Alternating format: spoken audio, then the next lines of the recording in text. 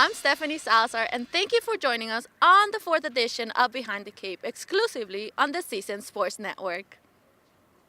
We're coming to you from the Matador Spirit Plaza with all the latest happenings in CSUN athletics, including highlights, updates, and exclusive interviews with coaches and student athletes.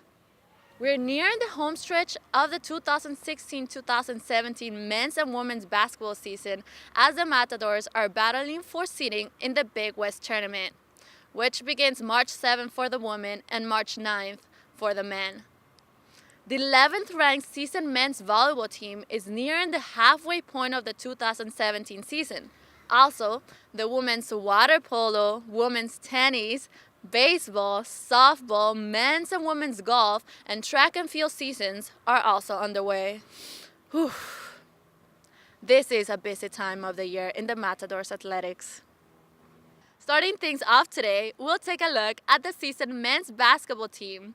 Head coach Reggie Diaz and the Matadors made it through a rough stretch of non-conference games to play their way into contention for the top seed in the upcoming Big West Tournament. CSUN is currently 11-14 overall and is tied for 4th with a 7-5 conference record.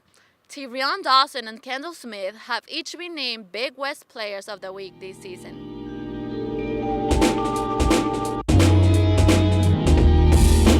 It is away from him. It's still on the floor. Look at Trey still on the floor for it. Still loose. KJP throw him to the bucket. He'll drop it down and one.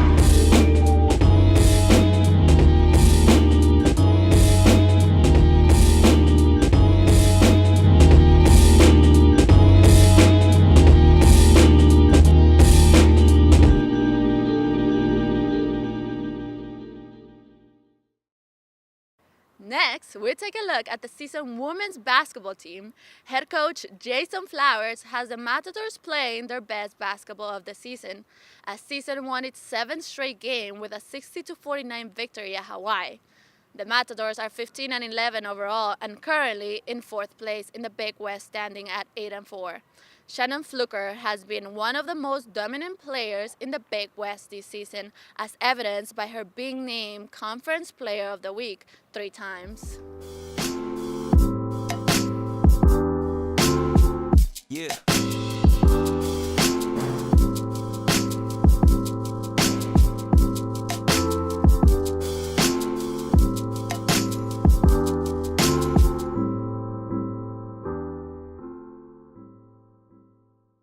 The men's volleyball team is off to a great start to its 2017 season.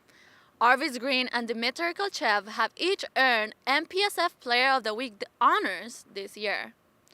Currently ranked 11th in the AVCA coaches poll, CSUN has won over number 5 UCLA and number 7 Stanford already this season.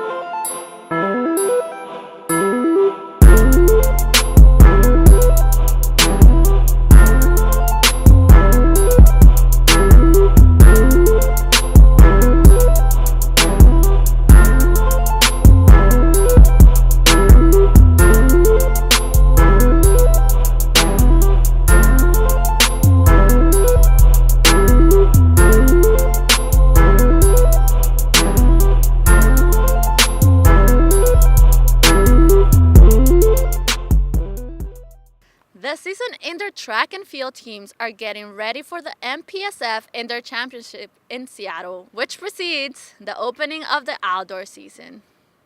Best of luck to all of our teams as they continue to battle for Big West Championships.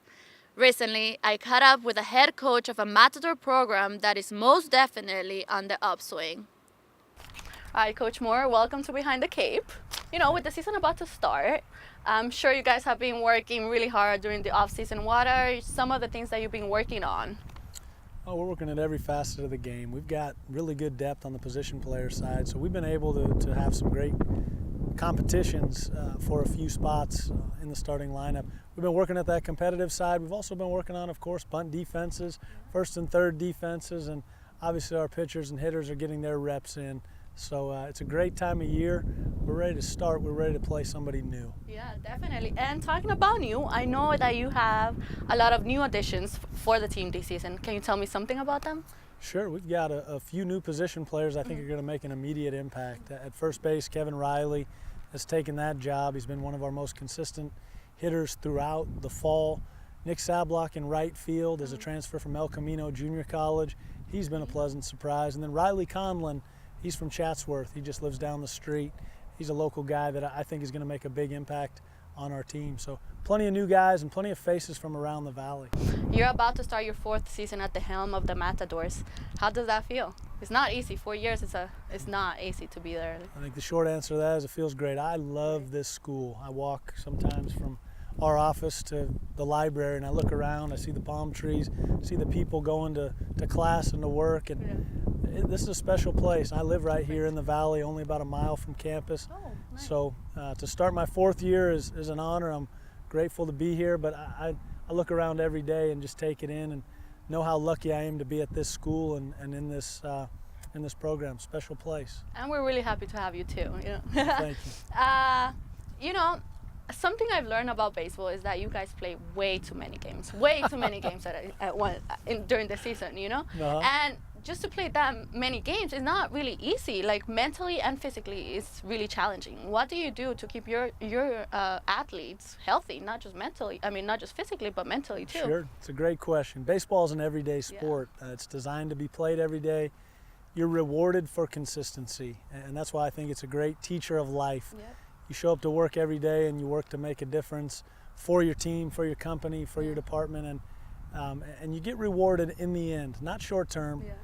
It's a great game, a beautiful game. I don't think we play enough games. I'd like to play twice as many as we do in college, 56, but I wouldn't trade this schedule for anything. Yeah, definitely. And you're mentally prepared for that too, so it might not be as hard as I'm thinking. But you know, you're also a member of the coaching staff for the U18 national team, right? And you were a pitching coach for them, and you guys won a gold medal with that. How does it feel to have a gold medal? That's awesome. Well, it's an honor to be on that staff and to work with those guys. That's a great experience. It's a lot of work. It seems like you go over and you kind of play an exhibition series, but a lot goes into that on the USA Baseball side. Not so much in my work. They do such a great job getting us prepared and getting us over there. I've done it for a few years now, and I think I got fired when our plane got back to LAX. They let me go, which was I'm okay with that. Somebody else will do it. Experience. And but I'll always treasure the time I had with that coaching staff, Glenn Cicchini and some of the other guys. Ooh, that's awesome, and it's really hard work. I will be wearing the gold medal all the time in front of my players. I would, but it didn't match. It didn't match no, it didn't match my red and black. Well, you know, next party you can wear it. I will. What are your goals for this season with the team at the season? Our goal is to do it right every day. I tell our guys we have about 17 weeks together, and as that ticks away, it's a constant reminder that every day, every week, we want to put in our best effort. Now, obviously, we've got goals. Our goal every time we suit it up is to win a national championship, but we got to do it day by day. We've got to work at the craft of the game. We need to get better as the season goes, and those are some goals that are not quantitative, but they've got to be in our mind every day if we're going to do what this team can do. Yeah, and you build as you go through the season too. Yeah, you know, I have to admit, once upon a time, I wasn't a big fan of baseball. It wasn't until I started working, broadcasting the baseball games that I started learning about the sport. And I started like enjoying it. Now, like you wouldn't find me at home watching a World Series, let's say. Now you can find me at home watching a World Series. But what do you tell people like me that usually don't know anything about the sport and just to join, you know? Sure. Well, first of all, I'm glad you found a care for the sport. Yes. Eventually, that'll grow into a love for the sport. The more you know about baseball, the better it gets. Yeah. It's a slower game when you first discover the game, but then as you learn, there's so much going on within each pitch. It's the positioning of the middle infielder. It's how the catcher sets up. It's the dugout trying to get in the pitcher's glove. It's why you bunt in certain places. I think it's a game of chess on grass. Exactly. And there's some physicality to it. I mean, with the ball flying 90 miles an hour and Yes. guys running into walls, it's a fun game. The only thing I would tell somebody that hasn't found a care or a love for the game yet is keep learning about the game, learn the history of the game. It's a beautiful, beautiful sport. Yeah, and it's a mental game too, you know. I recently had the chance to go to Dodger Stadium and learn all the history about it and go to the dugout, the locker room, everything, and it was a really nice experience. Yeah. You know, before we go, really quick, is there a coach in the MLB or in any college baseball that you look up to, that you say like, oh, I like his style, or this is something I want to like teach my Sure. guys? That's a great question. I've always looked up to John Wooden, always read what he wrote. I've always tried to follow his way. As far as current people, I think Joe Madden for the Cubs is an interesting guy. He's not afraid to go outside the box. But in college baseball, I'll say it even though we may recruit against the man, I think John Savage does it right. He's at UCLA. He's an outstanding person. He's an outstanding coach and a guy that does it right for the other young coaches as a teacher and as a mentor.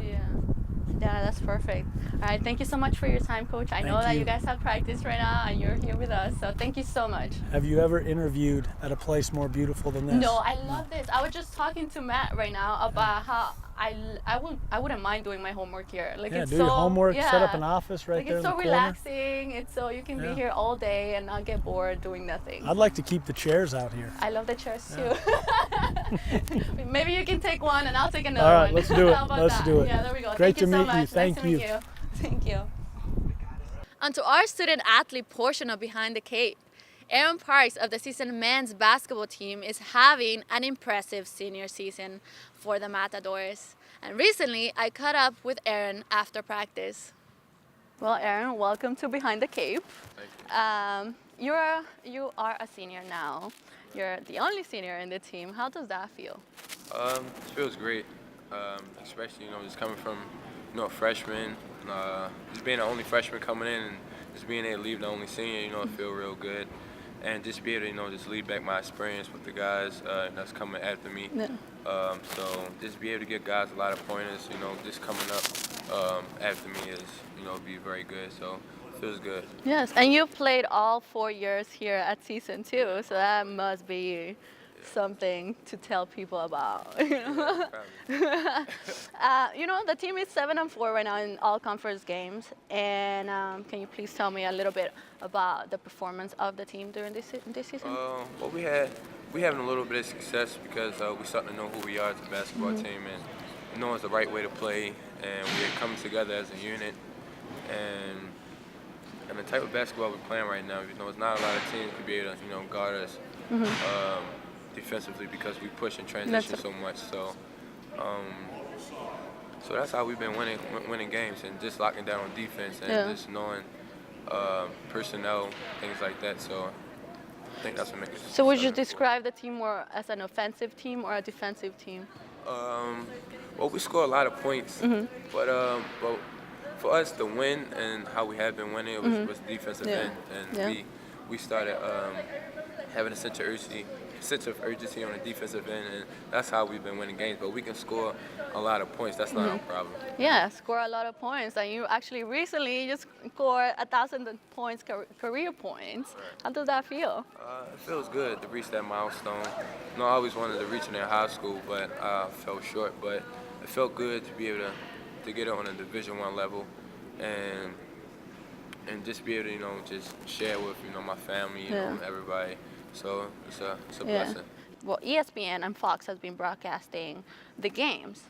How much pressure does that put on you, like knowing that more people are gonna be watching the games?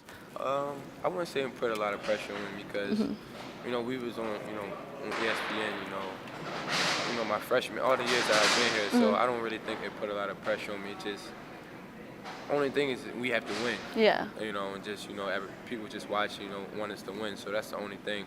But I don't feel like there's no pressure on me, trying to do anything different. Yeah, probably not really thinking about the cameras around you. You're just so focused on the game. Yeah, definitely. You're a combo guard. Yes. And historically, it's been hard to incorporate a combo guard in an offensive team. And things have been changing with Dwayne Wade How much change have you seen in the college level? It's a big change because as a combo guard, you got to be ready to switch minds because like if you playing a 2, you got to think more of like a scoring mindset. If you're playing a 1, you got to be able to facilitate more. So you just have to know. I've been doing it for so long, so I'm able to change positions and know what I need to do at the right time. And anticipate like the moves and everything. Yeah, Yes. definitely. Let's talk a little bit about your coach now, Reggie Theus. He's the head coach, and a season. Like it's nice to say like, oh, we have our head coach. It's a former Chicago Bulls, Sacramento Kings. How does it feel to play with him? No, it feels good. Just coming to my freshman year, I was excited to be able to have, a coach who been to the highest level and be able to, trickle down some of the skills or some of his knowledge to me. And, it's always, a blessing to be able to have that type of, coach who can like guide you in the right direction. Yeah, definitely. And transitioning a little bit from the stats and the basketball, I want to know a little bit more about Aaron Parks, the person, not the athlete. You moved here from Baltimore, and then going from East Coast to West Coast, it might be a big change. What made you decide to move to Cali? Well, actually, Chris Pompey, who's our assistant coach now, he was at Seton Hall, and he was recruiting for Seton Hall. Oh, okay. But unfortunately, he had left. And, he just called me and said, just talking about Reggie Theus a lot. And, I didn't even know who that was at the time. He sold it. But I didn't know who it was at the time. But I asked, people who, who was of age, who was of that age. And, they said, so I just looked up to him. And so I just came on a visit, I just fell in love with the weather. Oh, man. you did? The people, I know. it was real Beautiful. Nice. And, it's very different, coming from Baltimore, Maryland, it's very different, but I came here, diverse people, but I was able to adjust pretty So well. it's safe to say you adapted yourself pretty easy here in LA, or? Yeah, I guess. Well, what you miss the most moving here? My family. Your family. Yeah, just be able to, I just had 2 nephews, so Yeah. that's probably about the watching hardest them grow. thing. Yeah. So that's the only thing, family, but everything else in Baltimore, they can have that. Yeah. And you're a communications studies student, right? Yes. I'm a TV production, so we're kind of in the same field. Okay. What is your ultimate goal with the communication studies? For me, I want to help kids. I want to be able to, give kids, different knowledge of what I know. Sometimes, be able to going through different adversity in their life. Yeah. Just be able to try to communicate with them so, they can have a better life or better ways of seeing things. So for me, I just want to communicate it to the youth in somehow, shape, or form. Nice. Are you planning to go back home now that you're graduating, or are you staying in LA? Well, wherever my career take me, I want to play professional Oh, okay. basketball. So That's good. wherever my career take me, but if I can avoid going back to Baltimore, I would. If you can avoid it. I don't want to go back. It's probably though. snowing right now. Yeah, It's like 80 degrees here in Yeah, LA right Yeah, now. but I love California. Yeah, definitely. And like you're graduating, you're definitely leaving your mark here. You recently made the top 10, like highest free throw scorers of all time. Maybe we can have a contest one of these days. For sure. In my heels. Okay. Let's see how it goes. Okay, I don't Yeah. discriminate. I don't discriminate. Oh my God, I if you can do it- probably beat you on my heels. In your heels. Okay. All right, thank you so much for being here today. I know you have a game later on, and thanks for making time for us. No, Thank you so for much. having me. Thank you. Well, that wraps up the 4th edition of Behind the Cape. Thank you for joining us today, and we hope to have you join us again in the future. My name is Stephanny Salazar, and for the entire crew of CSUN students that made this production possible, thanks for watching, and see you until next time.